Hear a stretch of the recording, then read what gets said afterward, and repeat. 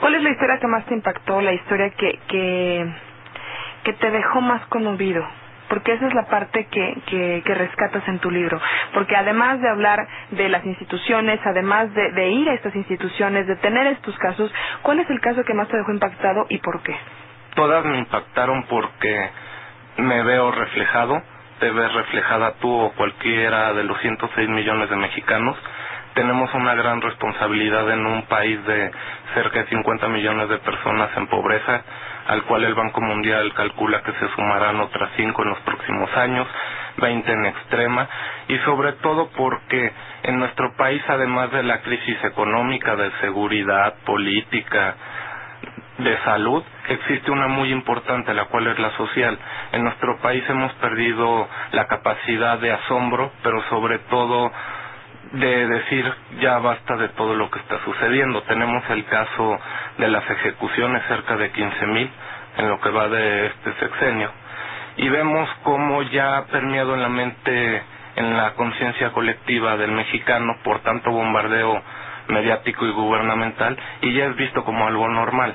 Cosa similar sucede en el caso de la influenza. Tenemos cerca de 611 lamentables fallecimientos y un número incalculable de contagios, porque los 60,000 que se reportan no son representativos luego de que las pruebas son aleatorias y no todas se realizan, de cómo ya el mexicano primero cree que fue un invento y segundo que no crea conciencia de que detrás de cada una de esas cifras, y es a lo que yo voy, hay una vida de una persona, hay un sueño que se rompió y sobre todo que son como nosotros y podríamos estar nosotros ahí. Entonces no tiene un valor como personas, un valor moral, llamarlos como cifras, porque hay una historia detrás de cada una de ellas. Claro, y en este libro se tiene nombre y apellido y se tiene una historia muy cerrada al círculo del problema que estaba viviendo esa persona, que es lo que nos va a permitir entender que fue real y que hoy estamos todos expuestos. No, y sobre todo la parte de que estas personas aceptan hablar conmigo porque entienden y saben que no van a poder recuperar al ser querido que falleció, ni tampoco recuperar todo lo que les tocó vivir, pero sí pueden hacer que con su voz la situación que vivieron no se repita, porque por ejemplo Álvarez y Casa, el entonces presidente de Derechos Humanos del DF, revisa todas mis 30 entrevistas y me comenta que todas tienen violación de derechos humanos, ya sea por acción o omisión. Lamentablemente busco a Soberanes, el entonces presidente de Derechos Humanos Nacional, y él no se toma la molestia de revisar las historias. Comenta que en la Comisión Nacional no hay casos de violación de derechos humanos, pese a que el propio Álvarez y Casa, el del DF, le había mandado algunos casos.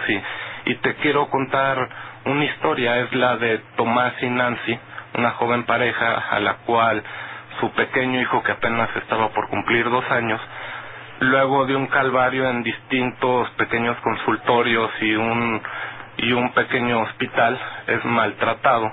Luego ingresa al Hospital General de la Ciudad de México, el cual se supone que es uno de los mejores hospitales del sistema público e inclusive es emblemático, y recibe un maltrato la familia, hay negligencia médica, y en este caso vemos cómo Tomás y Nancy platican, por ejemplo, que un día Tomás estaba en el cuarto de su pequeño hijo, y cómo empiezan a sonar las máquinas, los aparatos, y voltea y ve a un médico a unos cuantos metros. El médico estaba comiendo su gelatina, no dejan de sonar los aparatos. Tomás le comenta que venga a ver qué le está pasando a su hijo, y el médico, de manera inhumana, le dice que cuando acabe de comer su gelatina con gusto va y lo atiende, pero le responde de mal modo. De igual manera, cuando veían cómo estaban tratando a su hijo, iban, se quejaban a la dirección del hospital y les decían que su hijo estaba bien, que no se preocuparan. Cuando separan al niño, porque lamentablemente en este caso nunca les dijeron que Tomás tenía influenza, ellos van y preguntan, oiga, ¿por qué está mi hijo aislado? No, fue un error, ahorita lo regresan a un cuarto donde había otros pequeños, y se acaban contagiando los pequeños porque el hospital no quiso aceptar la realidad que tenía influenza. Y como estas se repiten muchas historias, yo siento un compromiso de este libro y de ahí porque las ventas del mismo serán donadas al área de investigación de la UNAM porque yo pienso que es lo que realmente va a hacer la diferencia en este país. Mucho se comenta por qué no se descubrió antes o por qué en México no pudimos analizar qué es lo que estaba sucediendo, simplemente porque desde el sexenio del presidente Zedillo se dejó de un lado la investigación y se fue recortando los presupuestos, y de ahí porque yo siento que es una manera de hacerlo.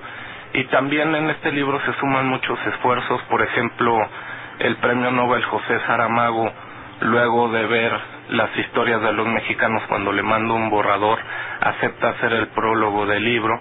José Emilio Pacheco participa con unas líneas para el libro donde da su opinión de los testimonios. Entonces realmente te permite ver las cosas desde otro punto de vista, y sobre todo porque muchas veces nos quejamos del país que tenemos, pero realmente es mucha culpa de nosotros. Que también hay que conocer estas historias, y queremos hablar las voces de la influenza, se lo va a permitir usted que me está escuchando.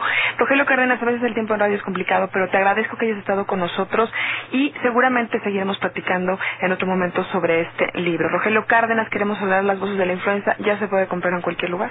Solo está en Sanborns de venta exclusiva porque otros distribuidores no quisieron bajar la comisión que cobraban. Pero usted lo puede comprar, y ya sabe que lo que se recaude en la compra de este libro pues va a servir también para la investigación, porque también hay que ser corresponsables de lo que tenemos que hacer para mejorar este país. Muchísimas gracias por estar con nosotros. Al contrario, y ojalá esto muestre para los que nos escuchan lo que sucede en el país, y ojalá algún día todo cambie. Seguramente que sí, si hay gente que lo intenta y que trabaja por ello, y que lo platicamos y que haya conciencia social. 9 de la mañana con 30 minutos, gracias por estar con nosotros. Continuamos aquí en 88.9 Noticias, información que sirve.